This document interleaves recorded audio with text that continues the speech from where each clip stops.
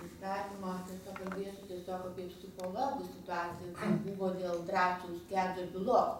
Tiesiog man kyla klausimas ir mums psichologams, kaip galima užtikrinti žurnalistų etiką, nes visgi pateikti televiziją apie vaiką, kai jis buvo filmuojamas, tai automatiškai buvo etiniai nusižengimai ir jie formavo tam tikrą nuostatą visuomenį, kas jie vyksta ir demonizavo.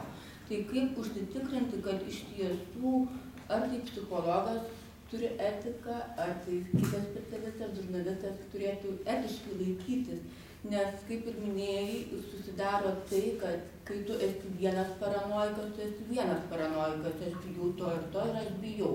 Bet kai atsiranda masinės priemonės, paranoja išauga į minios paranoją ir tada tampa labai pavojinga visuomenė.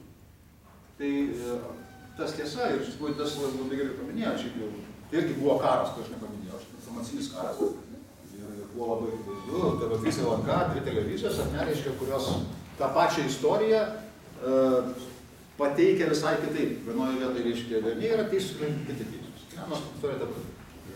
Tai atsakymas paprasčiausias jūsų klausimai yra nunešti skundą etikos komisijai. Slušnys su kompanija išnagrinės ir priims sprendimą. Aš nešu ir man labai gerai sekasi. Priimas sprendimą vieną dokumentą reiškia.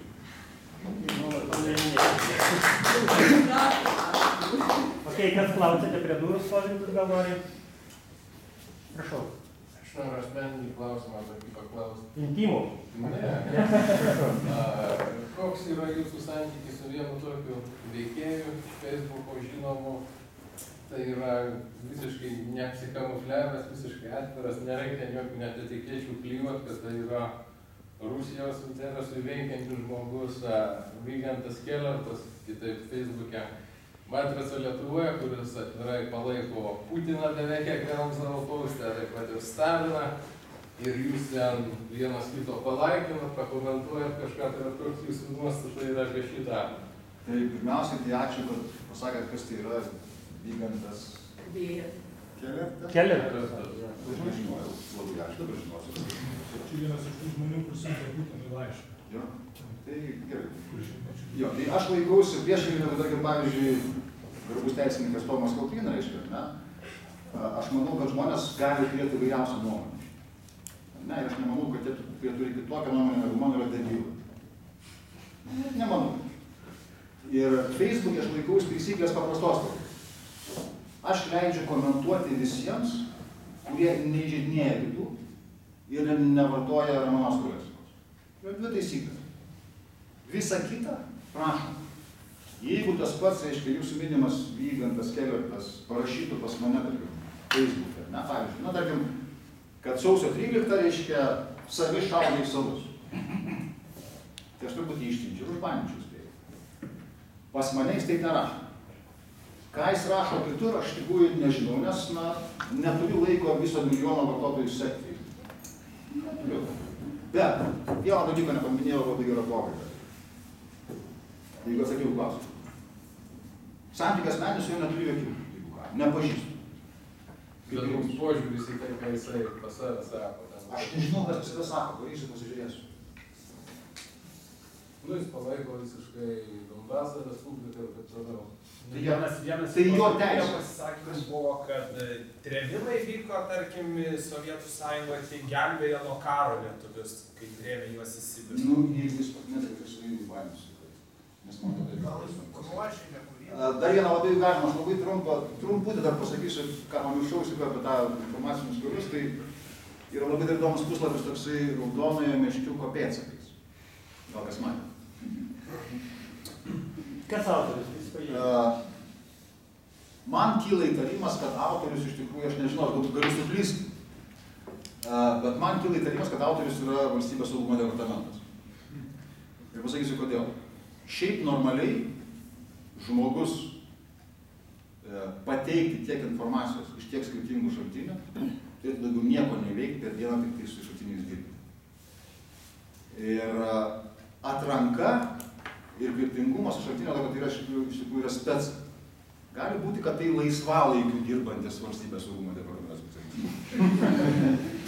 Bet jeigu pasižiūrėkit, labai įdomus dalykas iš tikrųjų, žiauriai įdomus. Tai va. Ne, labai gerai. Ten yra superinis šaltinis Rusijos visokių informacinių priemonių. Yra net geriau Žepnevičienė, žinokit, patikėkite. Geriau Žepnevičienė. Taip, Štukas geriau Žepnevičienė. Kas va, prašau. Jo, jūs čia sakėt, kad jūs tose profilį, tam, tarkim, jeigu niekas nesikeikia, ne?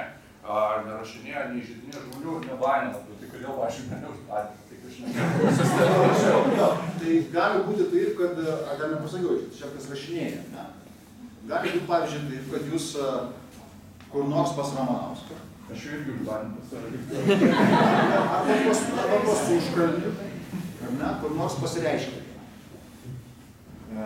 Pavyzdžiui, kaip neseniai vadovas, šitas Linas Gosenas, kuris aš čia ieškau Facebook'e, reiškia, na, kuris turi tokį, reiškia, tokį įprotį dėti mano paveiksliukus su nelabai gražiais užrašais. Va, tai galbūt kažką panašu padarė. Ne, bet šiaip įdomu. Tai, nu, tai vienas būdas, kaip ten, reiškia, atsidūrė tenai uždėti, arba sąraše, tai aš nežinau, kad Taip, kas galiokas? Ne, klausimas antrų raundų. Kas iš tos pusės? Viskas visiems aišku. Gal trumpai paklausiu, gal visgi tai, kaip jūs sakot, kad socialinė žiniasklaida egzistuoja ar ne? Tai Ramanauskas egzistuoja ar neegzistuoja, kaip žiniasklaida visgi? Ne. Aš laikausi principo, kad tai nėra žiniasklaida, tai yra tinklai. Ne, čia įdomus dalykas iš tikrųjų yra, kuris vėlgi neturės viskam laiko šiaip. Ne,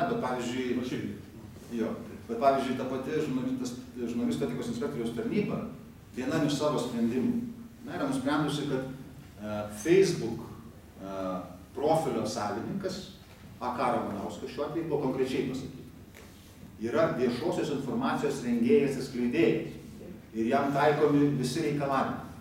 Ir aš manau asmeniškai, kad tai yra priedas, nesąmonė. Nes tada mes turim milijoną Lietuvoje informacijos rengėjų ir skleidėjams taikomi įstatymai. Nu, tai yra visiška nesąmonė. Ir kažkaip, na, jeigu nueitum su to sprendimu į teismą, kas nors nueitų, na, ir paaiškėtų. Šiaip mes turim vieną teismo sprendimą, na, kur apygardos byros teismas pasakė, kad tinklaraščiai gali būti žiniasklaida. Žymus Ulevičiaus atvejis Liutauro, kai prašė kandidatės į Seimą, negavo, apskundė ir paskui gavo.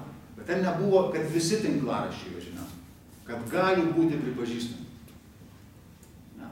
Šiuo atveju Žekas pripažino Ramanauską, kad užtenka būti Facebooko profilio savininku ir tu esi žiniasklaida.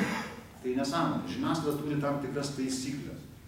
Ir pasirinkit visuomenės informavimo įstatymą, pažiūrėkit, ko reikalaujame. Yra teisės, yra atsakomybės, yra pareigos, kuris iš Facebooko vartotojų laikosi visų pareigų ir atsakomybės.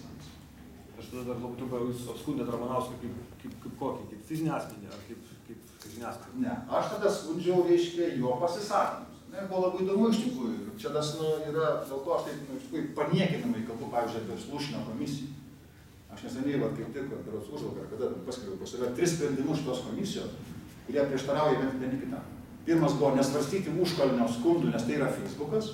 Antras buvo svarstyti Ramanausko pasisakymus, nes tai yra Facebookas. Trečias buvo nesvarstyti Ramanausko pasisakymų, nes tai yra Facebookas. Tai kaip supras tokius dalykus? Ne, tai atsakymų iš tikrųjų nėra. Bet jūs pripažįstat, kad tai yra žiniasklaida, jeigu Ne. skundžiat? Aš skundžiu pasinaudojęs ankstesnių sprendimų. Paprasta buvo. Kita vertus, reiškia, žurnalistų etikos kodeksas yra taikomas ne tik žiniasklaidai, jis taikomas yra žurnalistai. Na ir etikos kodeksas yra žurnalistų savitvarkos dalykas. Yra žmogus, kuris dirba žiniasklaidos priemonėje ir pagal įstatymą yra 2 dalykai. Na, žmogus, kada yra žurnalistas? Kada jisai baigia žurnalistiką, arba kada jisai dirba žiniasklaidos priemonėje. Tai etikos kodeksas taikomas žurnalistams ir priemonė žiniasklaidos. Dėl to aš galiu skųsti Ramanauską kaip žmogų dirbantį žiniasklaidos priemonėje. Bet žiūrėkite, man klausimas visus apie jūsų konfliktą, žiūrint, man iš karto baudžiamasis kodeksas, tai yra šmeižimas, įžeidimas. Viskas bus savo laiku. Būtent, tai yra žodžiu raštis baudžiama informacija, kuri mane žemina, tai yra baudžiamasis kodeksas. Ir bus. Taip. Ok, ar turime klausimų bendresnių, kurie išeitų už rato to Libano santykių rato? Prašau, kampas. Gal jūs galėtumėt šiek tiek bendriau pakalbėti apskritai apie informacinių karų poveikį mūsų visuomeniai, jos įvairioms grupėms, jaunimų, sakysim, ar ten, arba skirtingų politinių pažiūrų žmonėms. Ta prasme, ką tai atspindi, ką tai pasako apie visą mūsų visuomenę. Jūs paminėjote, kad ta visuomenė yra, reiškia, silpna, bręstanti demokratija. Kaip į tą dalyką žiūrėti šiek tiek aukščiau, nežiūrint į tuos visus jau mažus konfliktus, kurie apsižiūrėjo. Žinoma, labai sunku būtų vertinti, nes daryti tokias bendras išvadas reikia iš tikrųjų tyrimų. Reikėtų paimti ir apklausti. Apklausti visuomenę normaliai, bent jau su minimaliu 1000 respondentų ir paklausti kelis klausimus. Ką jūs manote apie tą. Bet, na, tarkim, tas pats skelbimas reiškia, kad aš čia būsiu kalbės informacinius karus. Jeigu pasižiūrėsim Facebook'e iš tikrųjų ir kas nors paimtų ir surinktų visus Facebook'o atsiliepimus apie tą renginį, kas yra neįmanoma iš principo tikriausiai. Bet, tarkim, kiek aš spėjau pamatyti, tai akivaizdu, kad poveikis yra labai didžiulis. Ir tarkim, tos taisyklės, kur čia yra, tos, kur čia buvo, etikečių klijavimai stereotipai, jie veikia. Labai daug žmonių internete, Facebook'e, kurie manęs nei matė, nei girdėjo, turbūt netgi neskaitė, iš vis nežino, kas aš esu. Jie prisijungia prie tos, reiškia, ten, neatsimenu, ar Paciukos Karolskio, kažko tą, reiškia, kažkokia tai įrašo. Ir visi savo išmintį reiškia apie mane. Tai poveikis yra, ir ypatingai poveikis, kaip aš sakiau, poveikis dažniausiai yra tarp tų žmonių, kad dar tik formuojasi, kurie planai nedaug šisai politiką nesidomi iš viso. Jie šiaip neskaito nieko, bet Facebook'e jie labai aktyvus. Aš žiūriu savo dukrą, dabar 15 metų tikriausiai, jinai Facebook'e praleidžia, nežinau, 3 valandas per dieną, 4 gal. Tai yra jų informacijos šaltinis, priešingai negu mūsų tarkim buvo, ne? Tai Facebook'as šiandien ypatingai jaunam žmogui yra ta vieta, iš kur tu pasiimi, susirenki informaciją. Tu galbūt netgi į Delfį dažnai neini, bet tu eini į Facebook'ą ir iš ten, ką tau atsiunčia tavo draugai visi, arba tuos, ką tu sieki, tu pasiimi. Taip tu formuoji savo pasaulį. Tai sprendžiant iš to, aš sakau, aš tik tai spėju. Tai poveikis yra pakankamai didelis. Mes dabar auginam naują kartą iš tikrųjų, manau, informacinę prasme, ant Facebook'o, aš taip grubiai sakau. Ir tai iš naują kartą galim pavadinti, tai mėgstusios beretės bus? Ne. Aš manau, kad jeigu žmonės labiau nekritiški, labiau paveikus kažkokiam vienam arba ten, tarkim, 2-3 centram. Tai yra žmonės, kurie nesivargins patys ieškoti informacijos. Kurie ją pasims jau su virškime, pasims tai, ką jam duoda. Ir čia iš tikrųjų yra pavojus. Aš matau truputėlį pavojus, žiūrint į ateitį. Man tai zina šiandien, jau būsiu senas ir būsiu pensijai. Bet šiaip galvojant apie visuomenę, tai aš išvelgiu tam tikrų pavojų, kad nebus labai gerai šiandien. Nes tai yra, mes tupdom tokią, iš tikrųjų, nekritiškų žmonių naują kartą.